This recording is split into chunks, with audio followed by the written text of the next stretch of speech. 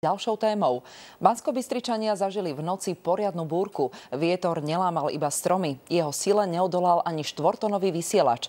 Obrovský stožiar na paneláku sa zrútil na strechu a poškodil ju. Do bytu na 8. poschodí sa začali valiť litre vody.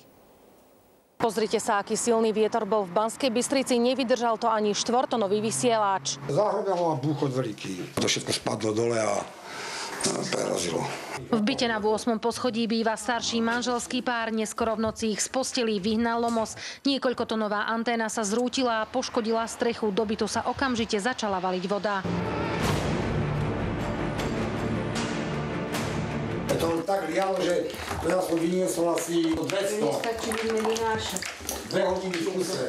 Tam je diera, lebo to si robilo spád nad tým pádom, že ako tá voda všetká z tých štvorcových metrov to sťahovalo, tak to, nech sa môže aj 1000 litrov mohlo do izby natiecť. Manželia boli na nohách celú noc. Pohľad na túto spúšť ich vôbec neteší.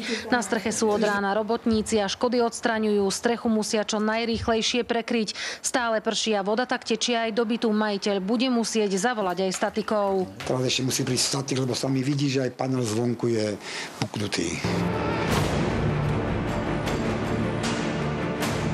Spoločnosť, ktorej vysielač patrí, nám poslala písomné stanovisko. S podobnou situáciou sa doteraz ešte nestretli. Strechu sa v spolupráci s dodávateľom budeme snažiť opraviť ešte v priebehu dnešného dňa.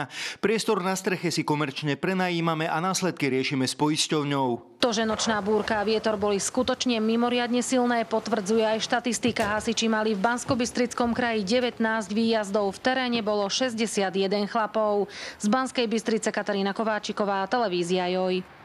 72-ročný